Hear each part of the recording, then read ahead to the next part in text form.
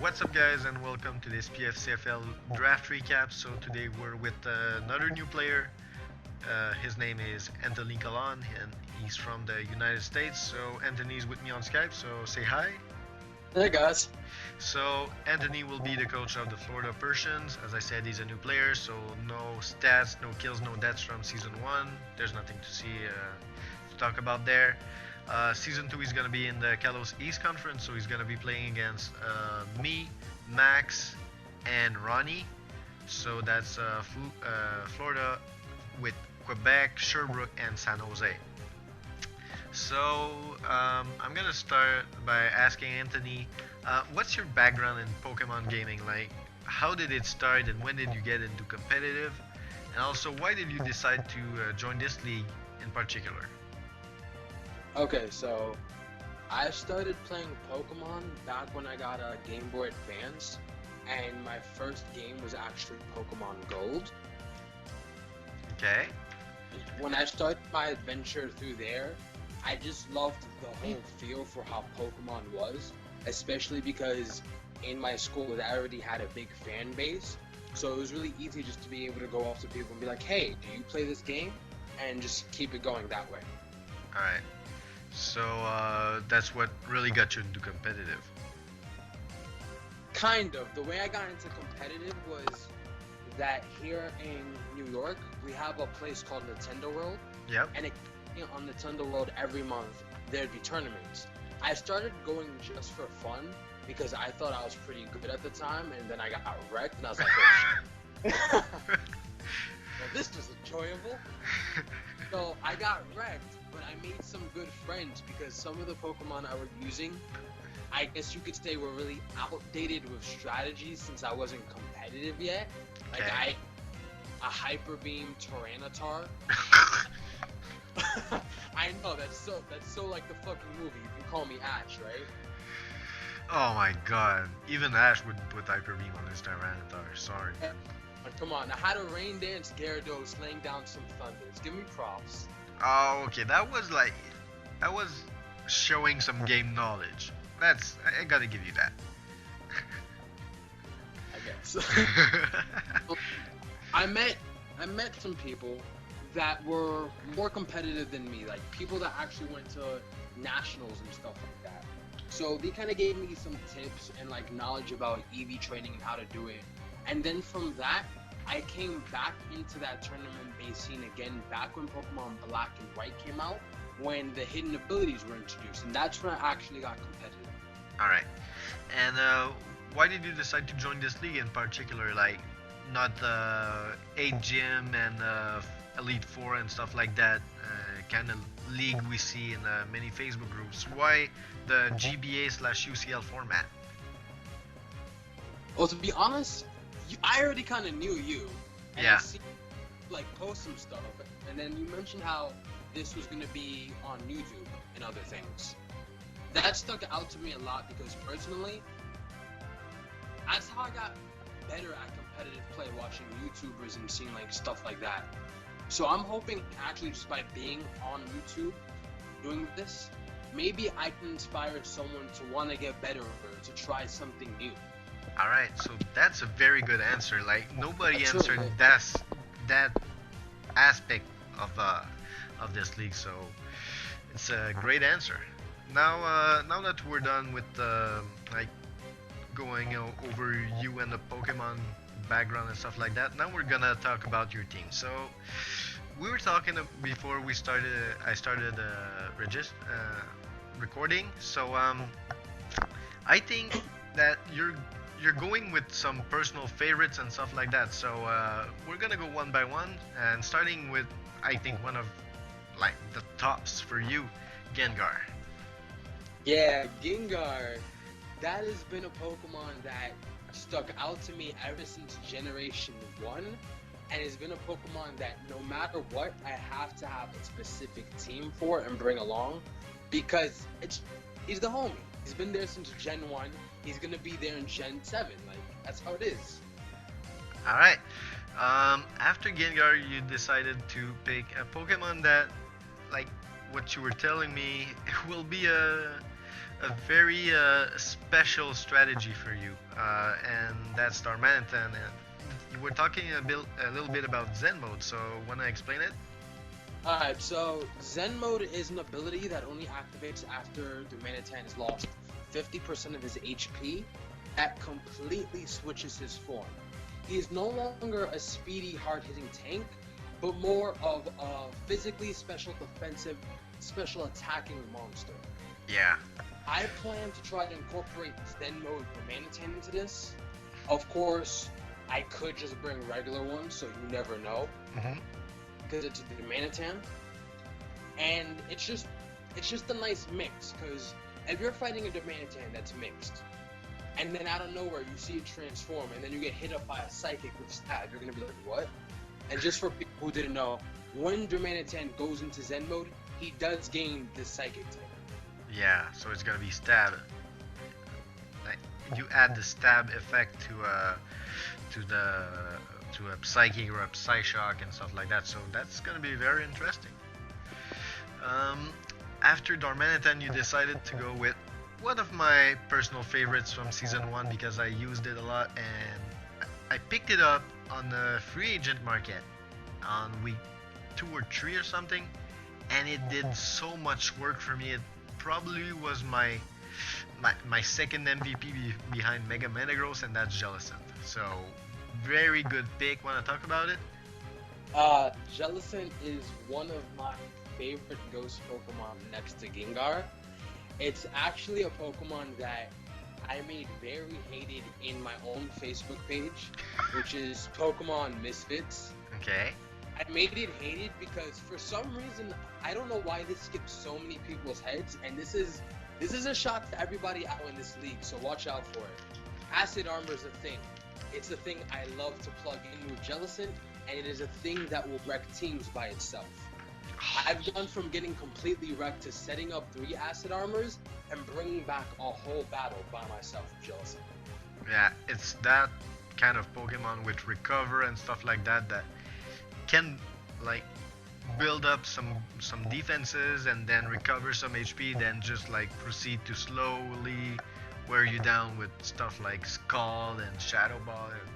You gotta be careful with Jellicent. I mean, you don't even have to go with that. You can hit up a Dazzling Gleam for Dragon type since it gets that move. It's also very unexpected, and it's a smart move to keep on just because the metagame uses so many Dragon type based Pokemon. It's a nice hit just to bring them down. Yep.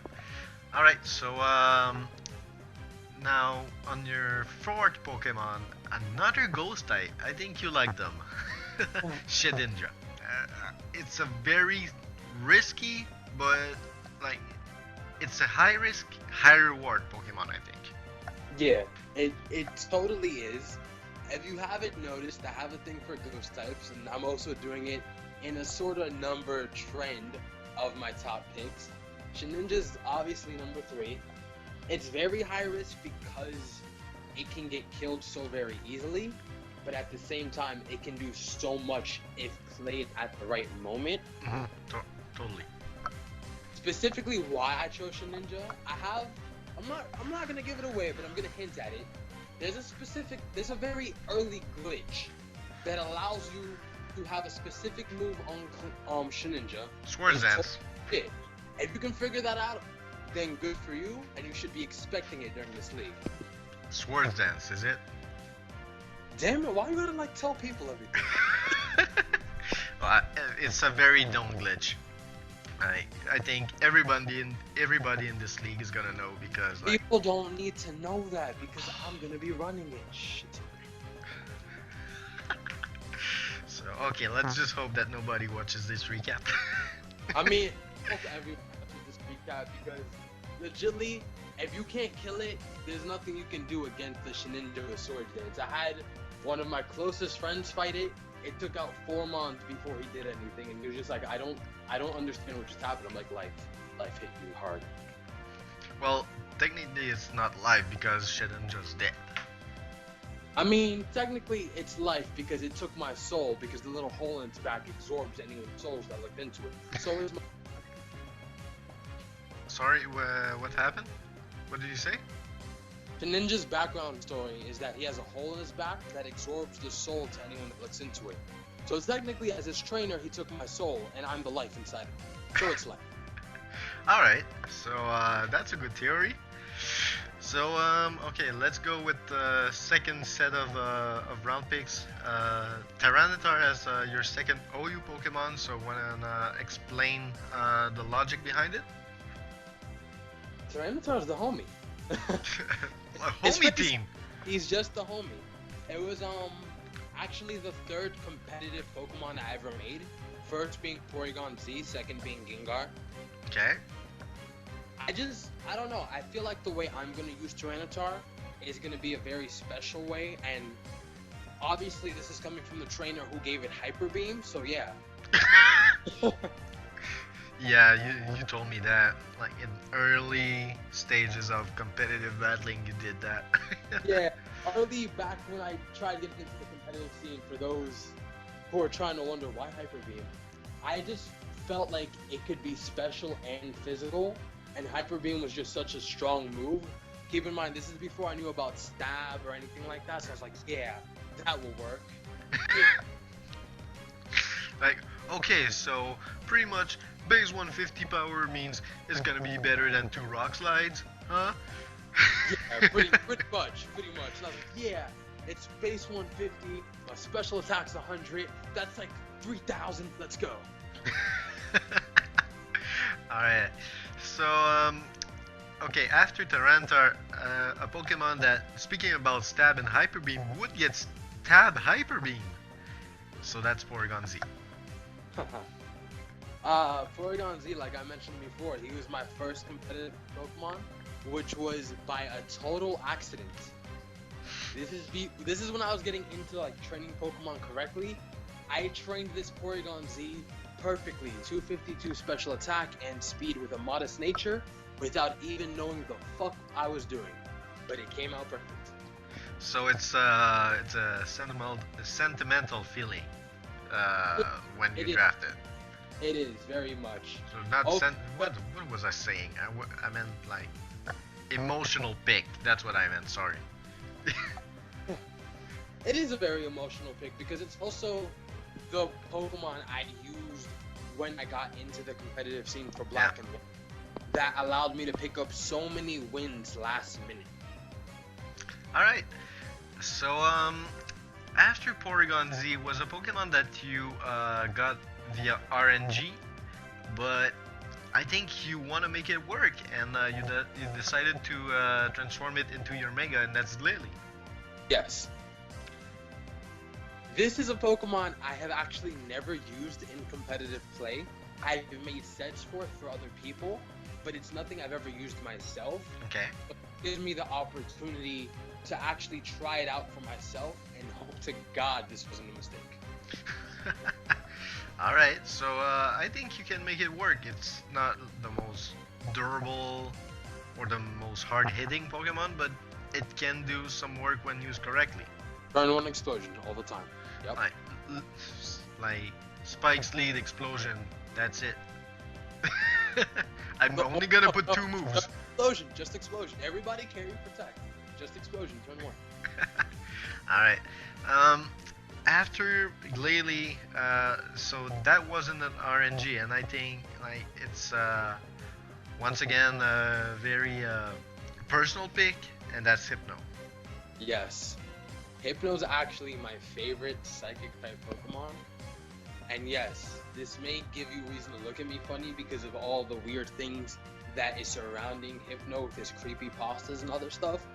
But realistically, it can hit you physically for a psychic Pokemon, which is something that can't really be done by psychic-based Pokemon. And it's also a special law, which I loved.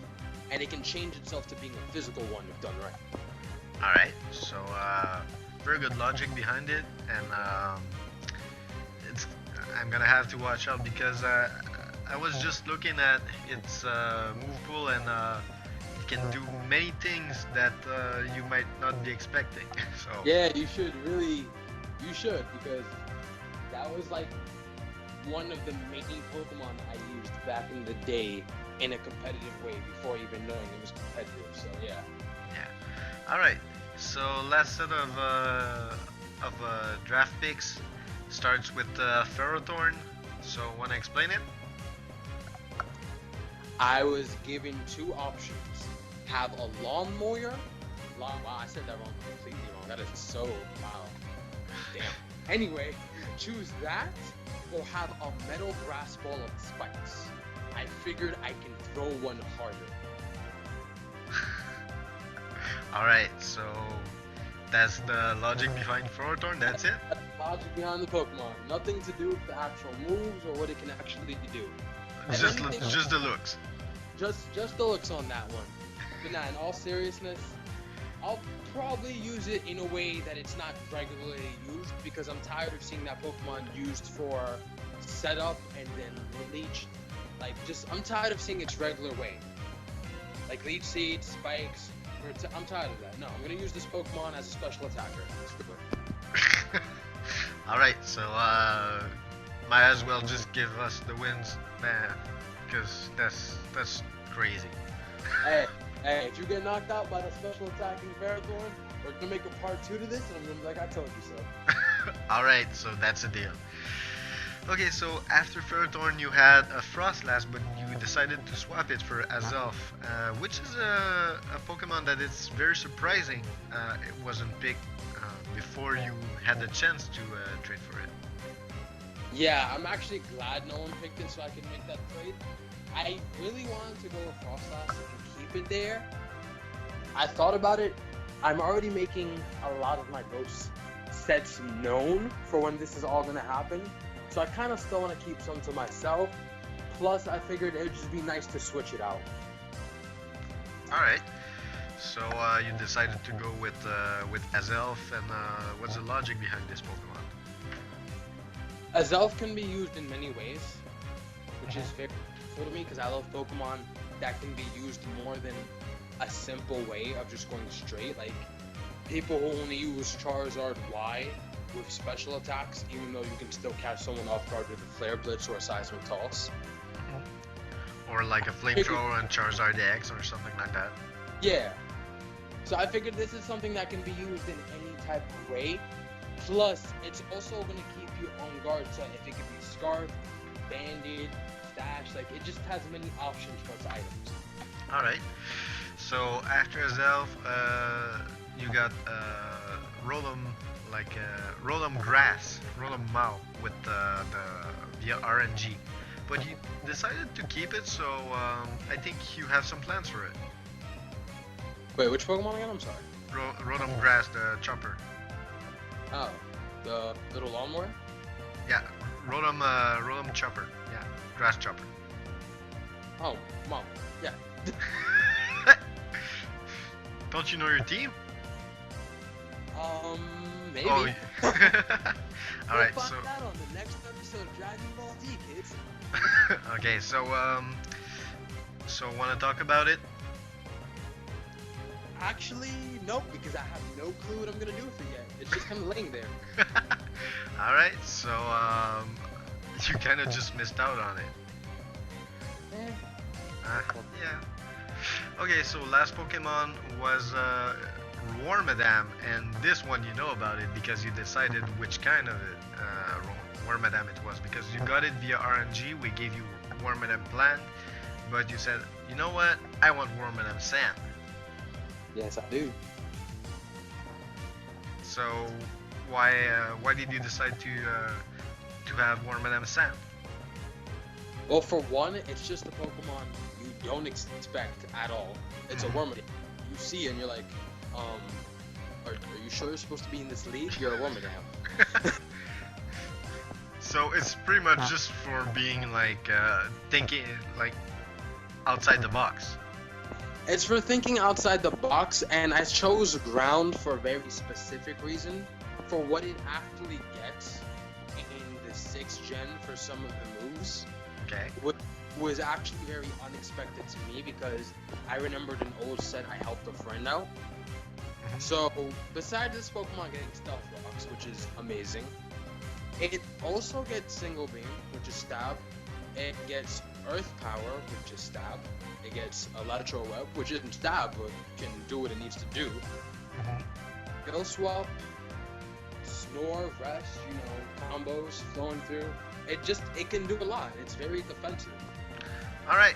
So we're done with reviewing your team. So like you weren't there for like half of the draft, but for what you were able to see, what were your personal draft surprises and deceptions? So I mean, some like surprises are some Pokemon that you didn't expect to be available when came your turn, and deceptions are stuff that you thought would be available but weren't. Well, when it first started out, one of the first OU Pokemon were Conqueror, and I was like, at that moment, I know I fucked up. You wanted it. I wanted it, but then I saw I could only really have one OU-mon at that moment. I was like, fuck it. Still gonna go Team Gengar, even though this thing kind of shits on Gengar for so many reasons. Some Pokemon I was kind of upset that were took. Milotic was one of them. Okay. And that was the big blow to me because Milotic's one of my favorite water types. And a part of my original team when I got competitive, so I was really hoping to bring him along with me for this. Okay. So I'm hoping that's something I can get in the future during this whole league, but if not, then I'm gonna keep it pushing. A lot of the other Pokemon that were chosen didn't surprise me too much. Well, Azelf? Azelf surprised me, but then it didn't. Because I feel like for people who play very competitively, like pretty much everyone in this league, they kind of know how to deal with it. So it's like, it's nothing that's going to throw them off too much, but I'm here to change that. All right. So when you look at like your division rivals and their teams and stuff like that, and you look at your team, where do you see yourself against them? Shenanigans. Okay, but I mean, more precisely, like, do you think that you're the underdog or you're the contender in the division or something? I can't really place any type of title on myself at this moment due to the fact that I have no clue what any of my opponents can do. I also made sure not to watch Season 1 just in case any returning acts were to come in, just so I don't know anything about them. I'm not going to overpower anyone. I'm not going to underestimate anyone. I'm going to expect everyone to be at their fullest, and I'm going to expect every trick in the book. And I'm just going to expect to do my best, and if I pull off a win, I pull off a win. Alright, so what are your personal objectives this season? So is it like to get a certain number of wins? Is it like to have an even record? Get a certain kill count? Or I don't know, or just to have fun? I mean, it goes back to the YouTube thing I mentioned. Yeah. I just want people watching to pick something up. I just want people to be able to learn something new, or just to be able to think about something like, hey, maybe that ridiculous thing with the special attack Ferrothorn might work. Just, some tweaks into it. Alright, so thank you very much, Anthony, for stopping by. It was a pleasure talking to you, even though I revealed a couple of your secrets, like Shininja. Don't worry, my Shininja knows explosion, and it has sturdy. It can't die. Okay, so easy thing to deal with. Yeah. Yep. Like regular, like non-hacked Shininja. Yeah. So. Alright, so thank you guys for watching. Please leave a like, comment, subscribe. Follow me on Twitter and on Twitch. If you guys want to follow the PFCFL from the inside, the link to the group will be in the description below. Also, please visit our friends at Poketown. So you see the link at the bottom right of your screen. So that's facebook.com/group/Poketown. There's also going to be a link to it in the description. So thank you guys for watching. I'll talk to you guys later. Peace!